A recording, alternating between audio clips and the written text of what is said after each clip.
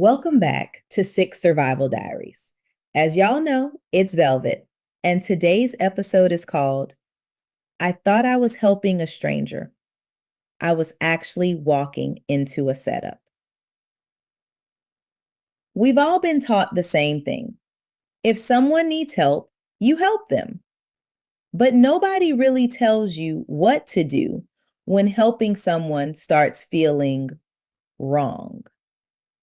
This story was sent in by a viewer who asked to remain anonymous. And after reading it, I honestly don't know if I would have done anything differently. Let's get into it.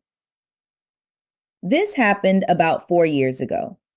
It was late October, one of those evenings where it gets dark way earlier than it should. I'd just finished a 12-hour shift. My feet hurt, my brain was fried, and all I wanted was to get home, heat up some leftovers, and pretend my responsibilities didn't exist for the rest of the night. I stopped at a gas station for a drink. As I was heading back to my car, I noticed a young woman standing beside an SUV with the hood up. She looked frustrated, phone in one hand, engine in the other, calling someone, checking under the hood, then sighing. I remember thinking, damn, that sucks. I got into my car, started the engine, then immediately heard my mother's voice in my head. If you can help somebody, help them. I sat there for a few seconds, arguing with myself. You don't know her. But what if she's stranded? What if that was your sister? Eventually, my conscience won. I got out and walked over. Hey, you okay? She looked relieved. Oh my God, yes. I've been trying to call my brother. My phone's almost dead, and my car won't start. She wasn't crying. She wasn't panicking. She just looked exhausted. I asked if she tried boosting the battery. She laughed. I don't even know where the battery is. I smiled. Fair enough. I grabbed my booster cables and spent the next 15 minutes trying to get her SUV started. Nothing. Completely dead. She looked embarrassed. I'm so sorry. You've probably got somewhere to be. I was just heading home. She looked around the nearly empty parking lot, then asked, would you mind driving me about 10 minutes away? My brother works nearby. Now, normally, that would have been an automatic no. Not because I'm rude, because I enjoy staying off the 6 o'clock news. But she wasn't asking for money. She wasn't asking me to take her home. Just a quick ride. She even offered me gas money. I refused. She thanked me, locked her SUV, and got into my passenger seat. For the first few minutes, everything felt normal. We talked about work, music, traffic. She even joked about failing every basic adult responsibility that day. Then she got quiet. Turn left at the next light. I did. A minute later, keep going straight. Still nothing unusual. Until she pointed toward an industrial area. Dark warehouses, empty streets, no businesses open. I slowed down. You said your brother works around here? He does. Something about her answer felt different. She wasn't smiling anymore. She wasn't talking anymore. She was just staring straight ahead. The farther we drove, the emptier everything became. I checked my GPS.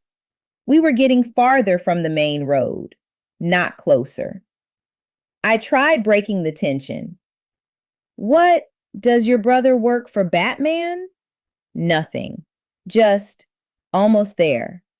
Then I noticed it. A black pickup truck, parked on the side of the road, engine running, headlights off. A second later, its headlights came on, and it pulled out behind us. Every turn I made, it made too. I kept telling myself not to panic. Could have been coincidence. Could have been nothing. Then she quietly said, "Pull into that parking lot." I looked ahead. One dark warehouse. No lights, no people, nothing. The truck slowed behind us. My hands tightened around the steering wheel. Every instinct I had started screaming, something isn't right. For the first time that night, I realized I might not be helping a stranger. I might be walking into a setup.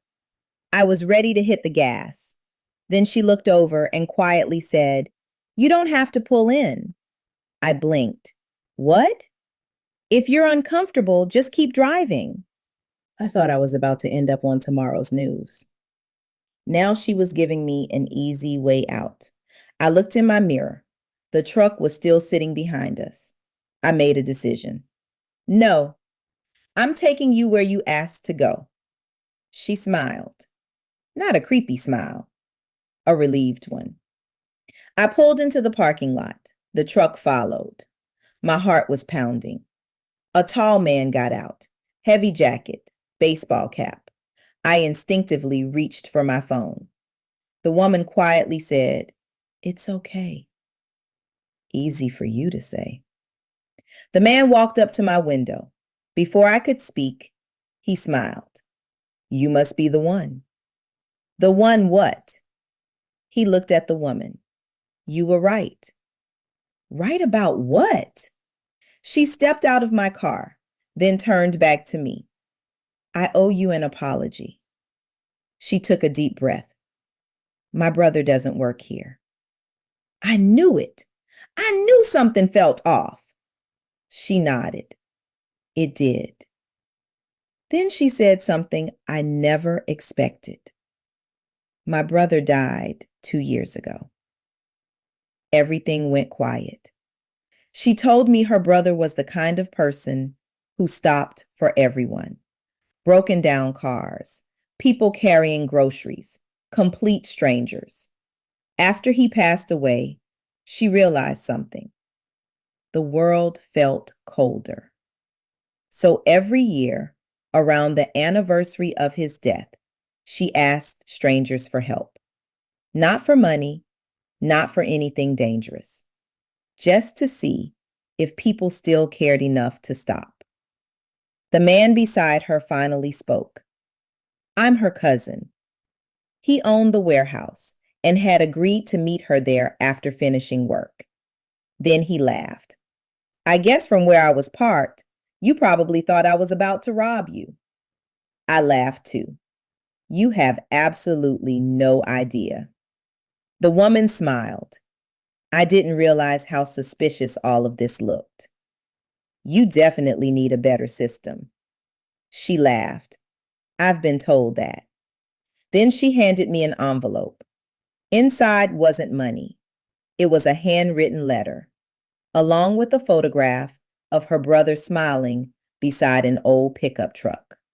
On the back, she'd written, "Don't let one bad experience convince you there are no good people left." I sat there for a while after they left. Not because I was scared anymore, but because I'd spent that entire drive connecting every dot except the right ones. Now, does this mean you should give every stranger a ride? Absolutely not. Trust your instincts, protect yourself, use common sense. But sometimes life puts compassion and caution on opposite sides of the scale. Neither one is wrong. However, the hard part is knowing which one should win.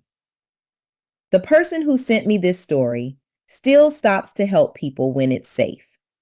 Maybe not the same way, maybe a little more carefully, but they refuse to let fear turn them into someone who walks past another person in need. Because if kindness disappears, the world gets a little colder for all of us. And if you've got a story you'd like to share, you can always send it to the email in the description. Names, details, and identities can always be changed to keep everything completely anonymous. Because sometimes the stories people carry silently are the ones people need to hear the most. Please make sure to like and subscribe so you can stay connected for all future stories. With episode 28, The Entire Family Knew, Except Me, releasing August 8th at 2 p.m. Eastern Standard Time. Real stories, real survival, real people.